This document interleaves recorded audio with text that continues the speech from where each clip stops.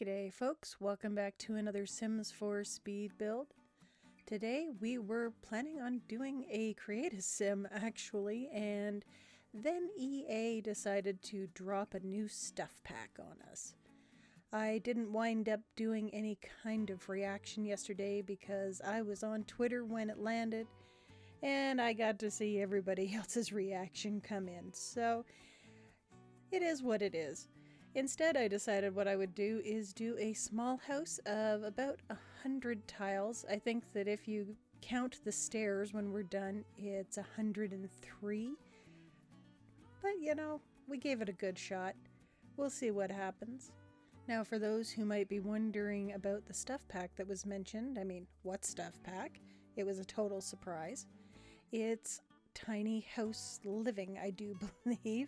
Tiny living stuff? Yeah, that sounds right. And I'm just going to plunk a little picture-in-picture in here. And there it is, telling us that big houses are a no-no and little houses are the way to go. Now, I'm already a big fan of the tiny house movement. I think that they're absolutely wonderful. I've seen a lot of writers look at them as a good solution for trying to find a place to write when there's no space in the house. If I recall correctly, Neil Gaiman has a little gazebo that he converted into a writing space, and Chuck Wendig, I believe, had a shed built by some local Amish folks as a writing area. So he uses that as his office away from the house. He goes out there and he writes and he watches the local wildlife. If you're on Twitter sometime in the past year, I do believe that he had some pictures of local foxes that had built a den close to his home. So that was pretty cool. At any rate, they gave us a good taste of what's to come. Murphy bed, which quite a few people had been looking for. A bunch of one-tile pieces of furniture, which I think will be absolutely wonderful. It will definitely work well for those spaces where you've got a small bedroom and need to have a small dresser. So I'm pretty excited about this. I kind of can't wait to see what happens when it comes out. I know that there were quite a few people on Reddit who were complaining that it should have been part of university life because, of course, the original Discover University. Dang, I'm getting it mixed up with Sims 3 again. At any rate, there was a little bit of drama, and I think somebody wound up writing a fairly long post detailing that there were more people who would actually want to use the stuff pack than just the folks using Discover University. So it was interesting to read, but I can understand why people would be a little, put off because they got Murphy beds in, as I said, Discover University. Why can't I keep those two straight? Either way, the University pack. There we go. University expansion.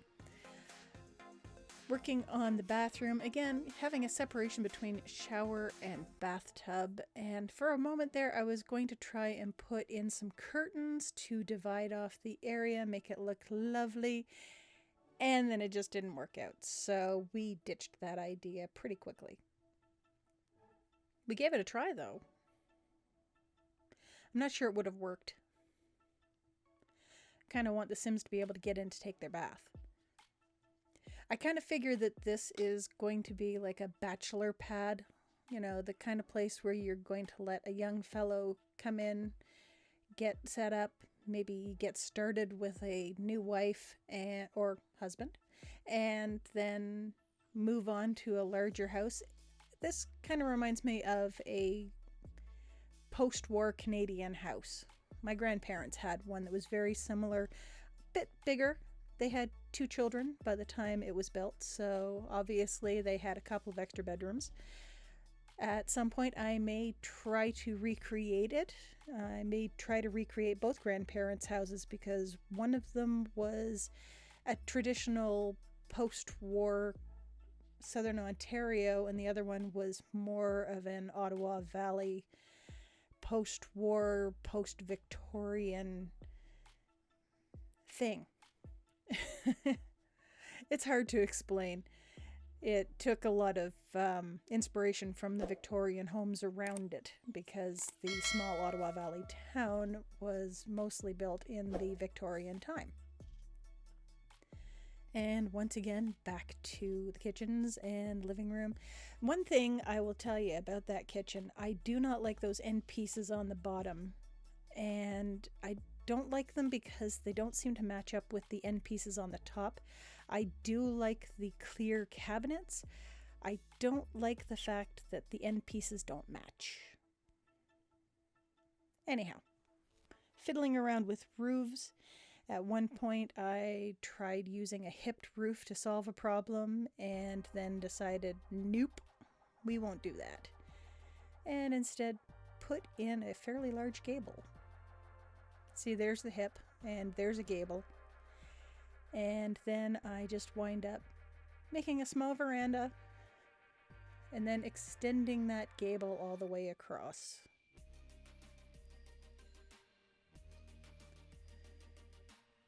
Trim. And the hipped roof goes bye-bye.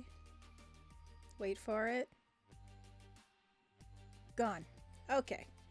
Now we go on with the rest of our build. Which really is just mostly cleaning stuff up. I mean, we put the roof on, get that working, check and make sure that there's nothing else missing. I think we put a window in the bathroom. Make sure the mirror's there. Some nice vibrant color in here with the red. I chose red because that's what the husband seems to like. We have some red accents in our basement living room, and you know, it seems to work out just fine with the hardwood floors and mint green walls. The fellows who had the house before us had good taste, but it's not a color that I would have chosen myself.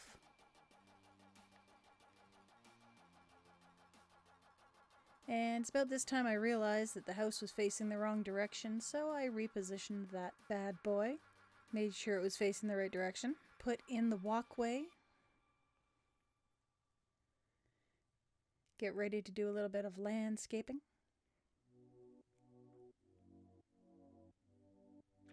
Now there is enough room in the backyard to put in a swing set or something along those lines, maybe do a small addition if there's a small addition to the family. You never know when you might need to put an extra room in there. You don't even need to keep it a rectangular shape. You can do something a little bit more avant-garde. I tried to make sure that the house had a little bit of variety in the structure. It's not just one great big rectangle. It has a few jagged curves, or jagged edges rather. Making sure there's toilet paper in the bathroom, which seems to be something I do quite often. Can't forget your waste paper basket. And I believe I go looking for the post box in a sec. There we go. And now it's on to lighting.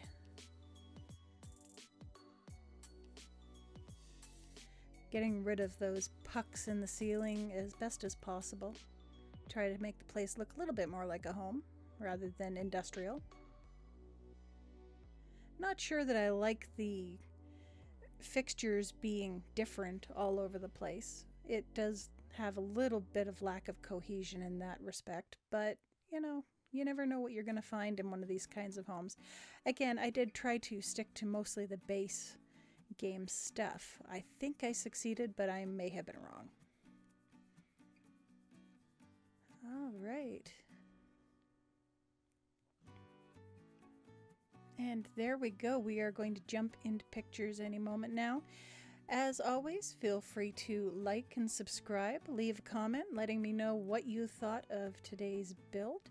Again, I'm thinking of doing a create a sim tomorrow, so we'll see how that goes. Until then, have a good day, and we'll talk to you later. Bye-bye.